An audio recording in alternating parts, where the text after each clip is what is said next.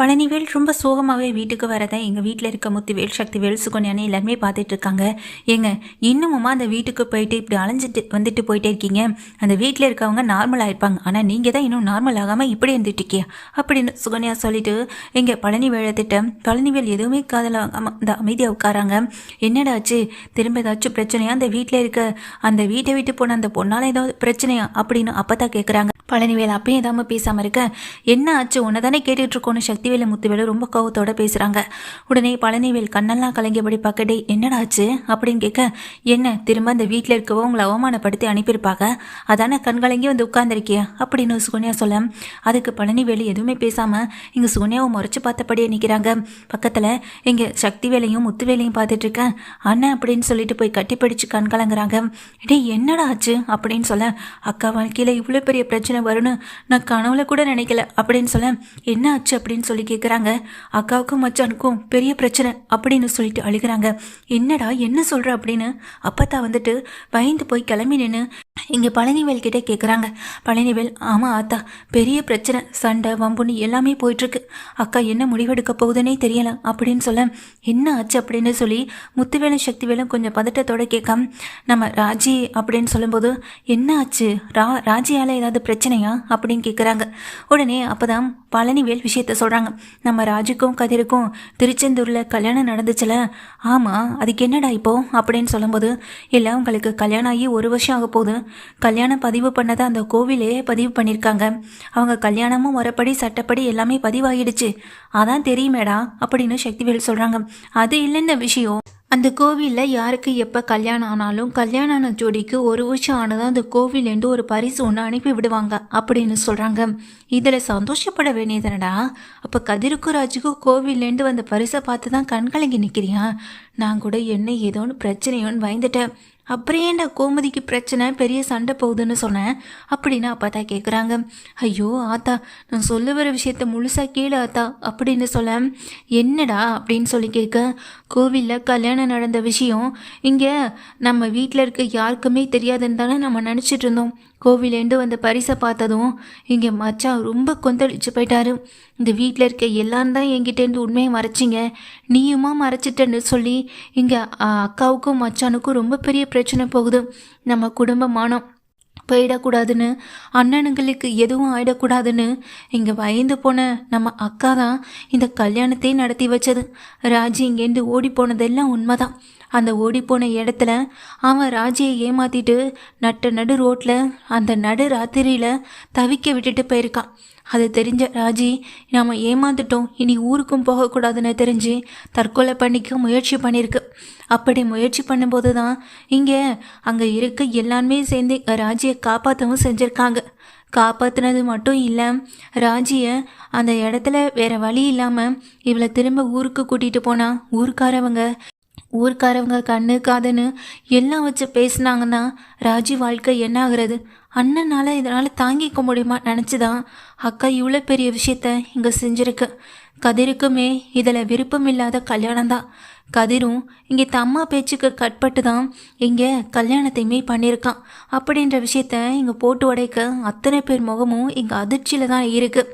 அப்போ தான் பழனிவேல் சொல்கிறாங்க, அண்ணே என்னதான் நீங்கள் அக்காவை வேணான்னு சொல்லி எதிர்த்து ஒதுக்குனாலும், இரத்த பாசத்துக்காக நீங்கள் ஓடி போய் அவங்களுக்கு ஒரு பிரச்சனைன்னு கூட நின்னாலும், ஆனால் அக்கா மாதிரி உங்களால் என்றைக்குமே இருக்க முடியாதுன்னு.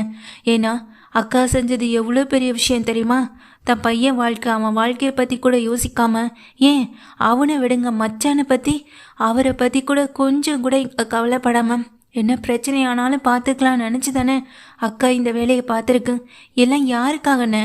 எல்லாம் நம்ம குடும்பத்துக்காக தானே அப்படின்னு எங்கள் பழனிவேல் சொல்ல, சக்திவேலும் முத்துவேலும் கலங்கியபடி நிற்க, இப்போது கோமதி எங்கடா அப்படின்னு கேட்குறாங்க. இங்கே முத்துவேலும், அக்கா வீட்டில் அழுதுகிட்டே இருக்கு. இங்கே மச்சானுக்கும் அக்காவுக்கும் பெரிய பிரச்சனை போயிட்டுருக்கு. மச்சான் இனி என் முகத்தில் முழிக்காத, இனி உன் கூட நான் பேசவே மாட்டேன்னு இங்கே பேசாமலே இருக்காரு. அக்கா அதை நினச்சி ரொம்ப அழுகுது. எங்கேயாவது போக போகிறேன், என்னால் இந்த வீட்டில் இருக்க முடியலைன்னு சொல்லிட்டு ரொம்ப அழுதுகிட்ருக்கு அப்படின்னு சொல்கிறாங்க. கொஞ்சம் கூட யோசிக்காத முத்துவேல் அங்கேருந்து கிளம்ப, கூடவே சக்திவேலும் கிளம்புறாங்க. அண்ணா எங்கண்ணே போறியேன்னு சொல்லி கேட்க, டேய் நவருடா அப்படின்னு இங்கே பழனிவேலை தள்ளிவிட்டு முத்துவேலும் சக்திவேலும் நேராக இந்த வீட்டுக்கு போகிறாங்க. வீட்டு வாசலில் வந்து நிற்கிற 2 பேரையும் பார்த்துட்டு முத்துவேல் சக்திவேல் நிற்கிறத பார்த்த பாண்டியனுக்கு பேசுகிறதுக்கு எதுவுமே இல்லை. உள்ளே நேராக போகிறேன். இங்கே 2 பேருமே அங்கே நின்றுக்கிட்டு இருக்க கோமதியை பார்க்குறாங்க. கோமதி கிட்டே போயிட்டு நீ வாமா அப்படின்னு கையை பிடிச்சி இழுத்து எங்கள் கோமதியை தான் வீடு கூட்டிகிட்டு போகணும்னு நினைக்கிறாங்க. எங்கண்ண அப்படின்னு சொல்லி கேட்க நீ வாமா கொஞ்ச நாள் நீ எங்கள் கூட வந்து இரு அப்படின்னு சொல்ல இல்லைண்ண வேணாம் அப்படின்னு இங்கே கோமதி சொல்ல ஐயோ நாங்கள் செஞ்ச பாவம் எல்லாத்துக்குமே உங்ககிட்ட மன்னிப்பு கேட்டுக்கிறோம். இந்த நாள் வரைக்கும் உன்னை அந்த வீட்டுக்குள்ளே நீ வாமான்னு சொல்லி கூப்பிடுறதுக்கு கூட எங்களால் முடியலை. ஆனால் இந்த குடும்ப மானத்தை காப்பாற்றணும்னு நீ இவ்வளோ பெரிய விஷயத்த செஞ்சுருக்கப்போ நாங்கள் உன்னை கூப்பிடாம விட்டாதாம்மா தப்பு. இந்த நிலைமையில் நீங்கள் இருக்கிறது சரியில்லை. ஏதாவது ஒன்று கிடக்க ஒன்று ஆயிடக்கூடாதுல்ல அத்தா, வா அத்தா அப்படின்னு எங்கள் சக்தியை கூப்பிடுறாங்க. நான் தான் சொல்கிறேன்ல வா கோமதி அப்படின்னு கையை பிடிச்சி அழுத்து கூட்டிகிட்டு போங்க. பாண்டியன் பார்த்து நின்றுட்டே இருக்காரு. வெளியே போகிறாங்க கோமதியும். இங்கே பாண்டியன் அப்பவும் பார்த்துக்கிட்டே தான் நிற்கிறாரு. கோமதியை கூட்டிக்கிட்டு நேராக அந்த வீட்டுக்கு போகவும் செய்ய பாண்டியன் ரொம்ப சந்தோஷப்பட்டு நிற்க என்னப்பா இவ்வளோ நேரம் நீங்கள் அம்மாவை திட்டினீங்க, எல்லாம் தப்பு பண்ணிட்டதா சொல்லி நாங்கள் இவ்வளோ சொல்லவும் அதை கேட்காம நீங்கள் அம்மா கிட்டே இவ்வளோ திட்டிகிட்டு இருந்தீங்க, இப்போ சந்தோஷப்படுறீங்களேன்னு சொல்லி கேட்க டே இந்த மாதிரிலாம் நடக்கும்னு எனக்கும் தெரியும்டா. நான் தான் பழனிவேல்கிட்ட சொல்லி இந்த பிரச்சனையை அங்கே அவங்க அண்ணனுங்க காதில் போட சொன்னேன். இத்தனை நாளாக கோமதிக்கு இருந்த ஆசை இனிமேலாவது தீரட்டுமே. 2 நாளாவது அவள் சந்தோஷமாக அந்த வீட்டில் அம்மா அண்ணனுங்க அண்ணிங்கன்னு எல்லார் கூடயும் சந்தோஷமாக இருக்கட்டுமே. இவ கல்யாணத்துக்கு முன்னாடி இந்த சந்தோஷம் அவள் முகத்தில் ஒரு நாளாவது கிடைக்காதான்னு நான் ஏங்கிட்டு இருந்தேன்டா. இந்த ஒரு ஏக்கம் இன்னைக்கு எனக்கு சரியாயிடும்டா அப்படின்னு சொல்ல அப்பா இப்போ இவ்வளோ நேரம் நாங்கள் எல்லோரும் எவ்வளோ பயந்துட்டோம் தெரியுமான்னு அங்கே ராஜி சொல்ல இங்கே பாருமா ராஜி, இந்த வீட்டுக்கு நீ மருமகளாக வர நாங்கள் கொடுத்து வச்சுருக்கணும். நான் கொண்டு வந்த மருமக தான் இந்த வீட்டுக்கு சரியில்லை. ஆனால் கோமதி கூட்டிகிட்டு வந்த மருமக நீ நிச்சயமாக இந்த வீட்டுக்கு நல்ல மருமகளாக தான் இருக்க.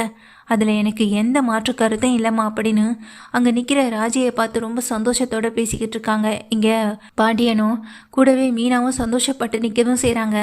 எங்கள் வீட்டுக்கு போன கோமதியை பார்த்து அங்கே சக்திவேலு முத்துவேலு சந்தோஷப்பட இப்படிப்பட்ட காரியத்தை நீ செஞ்சுருக்கமா, இதுக்கு நாங்கள் என்ன பதில் செய்ய போகிறோன்னே எங்களுக்கு தெரியலை. ராஜி மானத்தை காப்பாற்றி எங்கள் குடும்பத்தில் இருக்க எல்லாரோடைய உயிரையும் காப்பாற்றிருக்கேன். சொல்லப்போனால் உன்னை நாங்கள் இங்கே கூட்டி வச்சு கொண்டாடிட்டு இருக்கணுமா, ஆனால் உன்னையை புரிஞ்சுக்காம உன் புருஷன் அப்படின்னு சொல்ல டே சக்திவேலை விடுறா அப்படின்னு இங்கே முத்துவேலுன்னு சொல்கிறாங்க. அம்மா கோமதியை கூட்டிகிட்டு போம்மா உள்ள சாப்பாடு கொடு அப்படின்னு ஏகப்பட்ட எங்கள் தடபுடாலான விருந்துகள் எல்லாமே நடக்க தான் செய்யுது எங்கள் கோமதிக்கு. கோமதியும் ரொம்ப ரொம்ப ரொம்ப ஹாப்பியாக இருந்துக்கிட்டு இருக்காங்க. தான் அண்ணனுங்க கூட அம்மா கூட வீட்டில் இருக்கிறத நினச்சி சந்தோஷப்பட்டுட்டு இருக்கவும் செய்கிறாங்க. இப்போது இங்கே ராஜியும் கதிரும் கூட நம்ம 2 பேர் விஷயத்தால் நம்ம 2 குடும்பமும் இன்னும் பெரிய பிரச்சனையாகும் தான் பார்த்தோம். ஆனால் நம்ம 2 பேர் விஷயம் தெரிஞ்சு என் அப்பாவும் சித்தப்பாவும் எங்கள் அத்தையை வந்து கூட்டிகிட்டு போனதை நினைக்கிறப்போ ரொம்ப சந்தோஷமாக இருக்குது கதிர் அப்படின்னு சொல்லும்போது நானும் தான் இதை எதிர்பார்க்கவே இல்லைன்னு கதிரும் ராஜியுமே அதை பற்றி ரொம்ப சந்தோஷமாக பேசிக்கிட்டு இருக்காங்க.